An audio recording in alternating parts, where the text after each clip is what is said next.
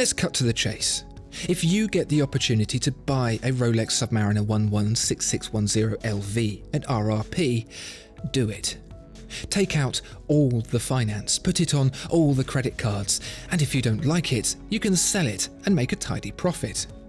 Then you can take that profit and buy one of these, the Omega Seamaster Professional.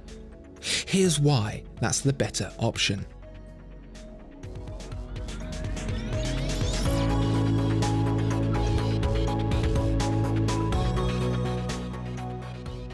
There are elements of the Submariner LV that are preferable to the Seamaster. The Submariner kicked the whole commercial dive watch thing off in the first place. It's amongst the most desirable watches ever made, not to mention the unbelievable residuals. But none of that is much good if you can't actually get one. And if by some miracle of the gods you can, knowing how much equity you have residing within it can be a bit of a weight on your shoulders. That's just one of the myriad reasons why the Seamaster Professional is a better watch. Let's break it down a bit further. On a rubber strap, this Seamaster is £3,700. A lot of money for sure, but a long way shy of the near £7,000 asking price of the Submariner, and an astronomical distance from the current market worth of the green bezeled edition. You get an in-house movement, the caliber 8800, that you can actually see, which comes equipped with magnetic resistance to 15,000 Gauss, a free-sprung balance, and the marvel that is the coaxial escapement, a frictionless variant of the traditional Swiss lever escapement, in case you're wondering. So not only can you actually get one, but you can enjoy it and use it without the fear of hefty residuals hanging over you. Even this rather nifty-looking grey dial version, which in Rolex parlance would be a slightly more expensive purchase, residually even more so, won't set you back a penny more than the bog-standard black or blue dials. No false scarcity, no dealer waiting lists, no ponying up for watches sitting untouched in jewelers' windows to gain access to the one you really want. You can walk in, hand over the cash, and walk out with it on your wrist. And if you plan on keeping it, the Submariner's biggest trump card, its residuals, is gone. Omega as a brand can out-pedigree Rolex all day long, being one of the great contributors to the way watches are made today and how they'll be made in the future. The Seamaster itself is a harder watch to make than the Submariner. Twisting lyre lugs dressed with voluptuous beveling, ceramic dial etched with the trademark waves that flash with a rhodium grey sunburst, blued hands and markers matching the symmetrical date at 6. So, as an experience, from start to finish, the Seamaster offers a more rewarding opportunity to own a dive watch from one of the great sports watch manufacturers. No hoops to jump through, no palms to grease, no silly games, and that's got to be worth something. Even if you are more of a fan of the way the Submariner looks, that's pretty much moot when all you can do is enjoy it vicariously through your internet browser. The Submariner could be all things to all men, but if you can't buy it, that's kind of worthless. If only it were that simple. Here's the paradox. You can get up right now, walk to your nearest Omega stockist and not only buy an Omega Seamaster Professional, but also have your choice of the variety Omega offers to boot. And there is a gluttony of choice: steel, gold, titanium, blue, black, white, and all of them are available. Just take your pick. The Seamaster Professional is dependable, reliable, and secure. You can rush out and buy one now, or you can wait a while and get one then. Here's the funny thing, doesn't that somewhat dull the allure? I can't explain it. Everything about the Seamaster is perfect. It looks great, is superbly built, has a cracking movement. If this were a science experiment, the hypothesis would quite firmly point at the Seamaster as the one and only outcome.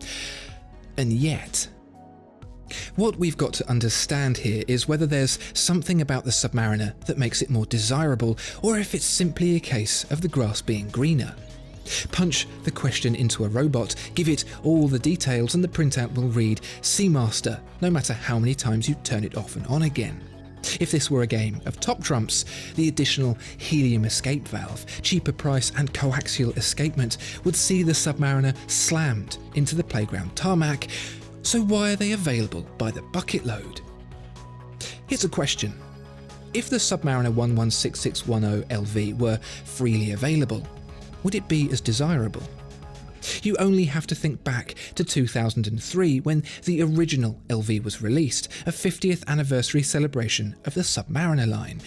That had waiting lists for the first year, but soon after that became freely available at less than RRP, and even had a fair few detractors. Now you can end up paying Skydweller money for one. So, what on earth is going on?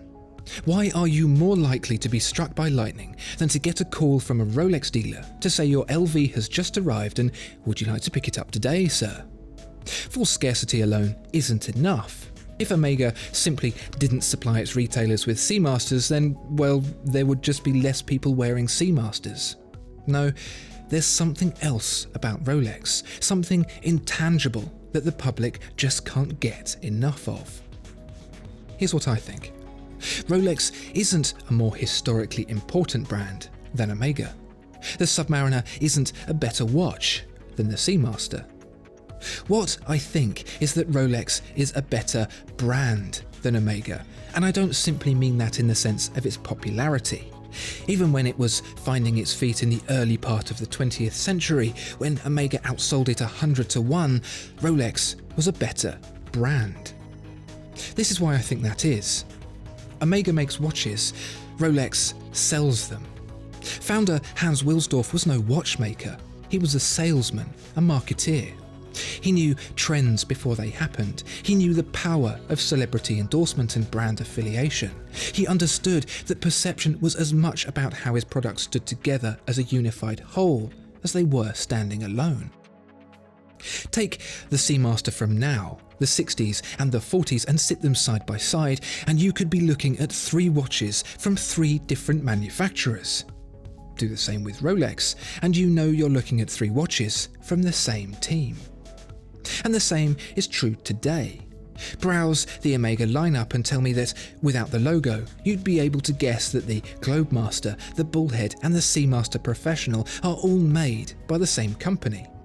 The lyre lugs are a theme for some of the watches, but it's a subtle trait even between the ones that share it. Now do the same for Rolex, and it's a different ballgame. And this hasn't happened overnight. It's been building and building and building, a slow, steady and, importantly, consistent message that's been seeping into our consciousness for decades. So there you have it. You should buy the Omega Seamaster Professional, not least because you actually can. It's the better watch, so why wouldn't you? Because sometimes better doesn't matter. The deepest diver, the fastest lap time, the loudest speakers, these aren't necessarily the mark of greatness. They may be better, but the real question is, do they make you feel good? That is what it's all about. Discover more exceptional watches at Watchfinder.